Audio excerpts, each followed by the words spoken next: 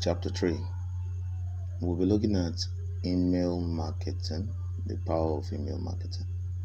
So now you have your website and a bit of content. It's time to start actively marketing it. To start getting people to go there, how do you do that?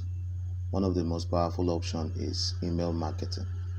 And this is where we are going to start on this very chapter. So what is email marketing? While social networks have come and gone, and SEO, that search engine optimization, has been through many changes that have led people to question its reliability and effectiveness. All the same, email marketing is something that has been around for the longest time and shown no signs of going anywhere.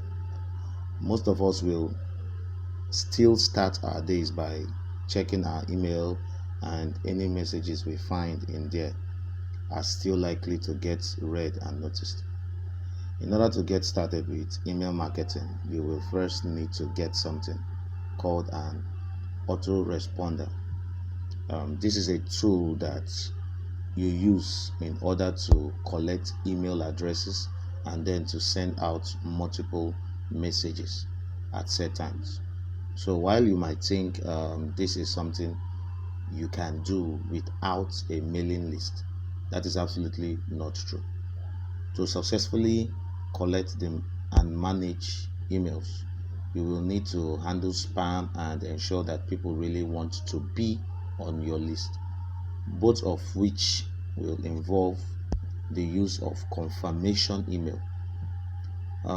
You will also need to handle people unsubscribing.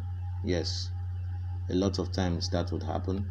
You will want to maintain list hygiene by removing defunct emails, and you will want to be able to track who opens your emails and which ones are most successful. And all the same, none of this would be possible to do manually.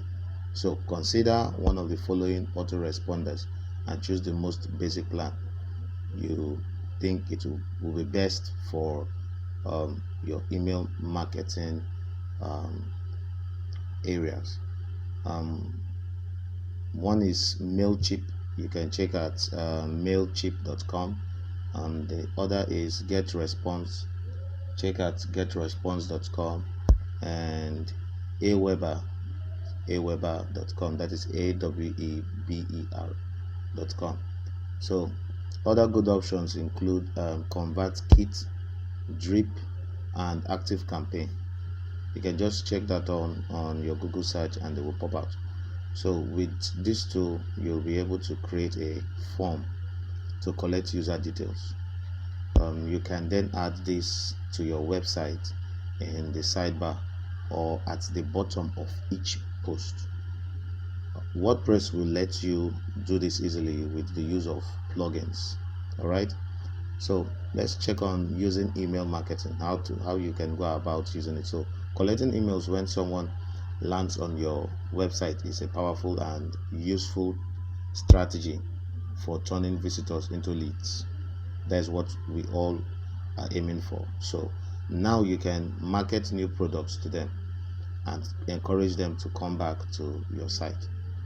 And one way to use your email marketing is to send out emails that provide additional content, just like your blog posts, right? Another option is to email people talking about all the posts you've recently added to your website in order to encourage them to visit your site again. Then when you have a product to sell, you will message to promote that product and drive more sales. So this will be discussed in a subsequent chapter as we go on. Remember, we have about like 7 chapters to cover. The point is that by using email marketing, you aren't relying on your visitors checking your website every single day. You now have a way to reach them, and it's a way that isn't dependent on a third party site like Google or Facebook. So, how to get your emails to stand out is that while email marketing has remained effective, it has somewhat changed in the last decade or so, even though it might not be obvious on the face of it. The biggest change, of course, is the way that we check our emails. For most of us, this is now done on the move and constantly via our smartphones and tablets, rather than getting home and checking 20 emails at once. We are instead drip fed emails throughout the day as we go about our business. So, this in turn then means that each email will be more likely to stand out from the others and get noticed on its own merits. But it also means that we have become more accustomed to just brushing them off and viewing them as a nuisance, right? If you want your email marketing campaign to be successful, then you need to take that into consideration and factor it into the way you design your subject headings, your subject headings, and the way you send your messages. Because a lot of times it is how the headings are presented that will make a move for your user to read or not to read. So, receptiveness. And when you create your mailing list, you will, of course, need to select the names on it based on who you think will be receptive to your message. This should be a targeted mailing list so that the people you are contacting will find your product or service relevant. It's no good sending a priest a catalog of baby clothes, right? They're out of place. At the same time, though, you also need to think about the time at which your mailing list will be most receptive to your message. This means both in terms of the point they are at in their life. Baby clothes catalog will be more effective sent to those in their 30s, as well as the time of day rather. So, what time are they getting home from work? You consider that, and when are they likely to be sitting around answering emails? On when is their inbox more likely to be empty?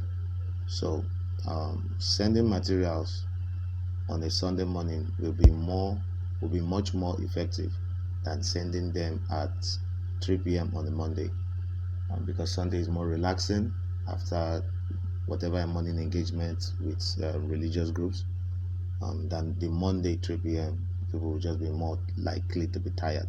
So, get as much information as you can about your recipients and consider the temporal factor in your marketing. And if you can get your mailing list to agree to your marketing information, you will find that they are always much more receptive to what you have to say. Let's look at images and clickability.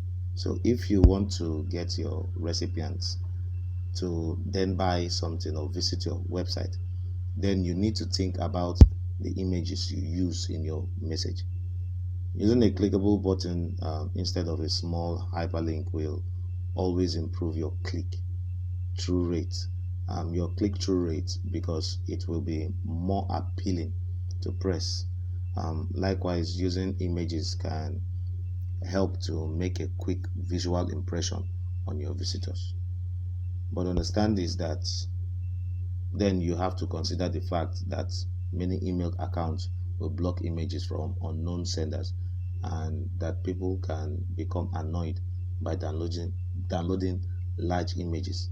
So, keep your messages relatively plain then, and use images sparingly to give them more impact. Considering the wide range of devices your message will be viewed on, will help you to avoid limiting your impact. So, that is it for chapter 3. We'll be going straight away into chapter 4.